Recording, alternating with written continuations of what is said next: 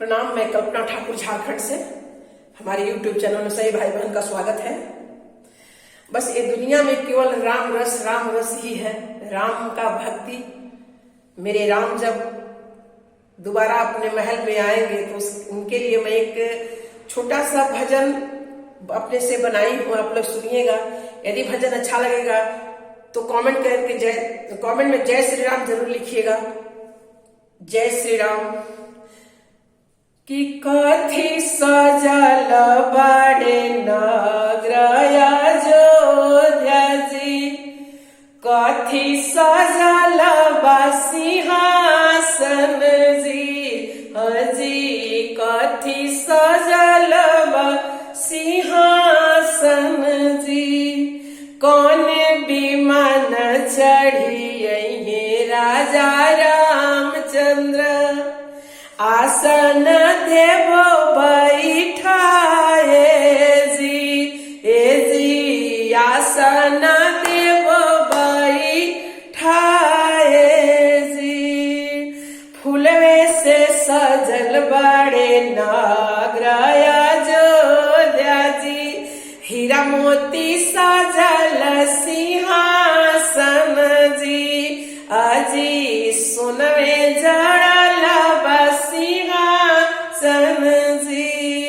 पुष्प विमान चढ़िए राजा रामचंद्र, आसन देवो बैठाए जी, ए जी आसन देवो बैठाए जी। घर में से निकलली माता कौशल्या रानी, राम जी के आरती उतारे जी, ए जी राम जी के आरती उतारे जी। घर में से निकलली मैया सुमित्रा रानी, घर में से निकलली मैया सुमित्रा रानी, खुशी से मंगल गावे जी, ए जी खुशी से मंगल गावे जी। घर में से निकलली मैया कैकेयी रानी, घर में से निकलली मैया कैकेयी रानी, राम जी के मुहावा निहारे जी, ए जी राम जी के मुहावा निहारे जी।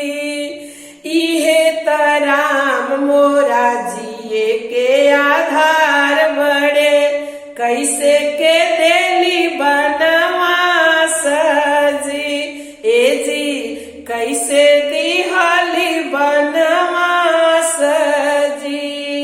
सोची से सोची कैकेयी के ढरे लागल लोरवा हो, राम मोरा अंगना में आयो जी, ए जी राम मोरा अंगना में आयो जी।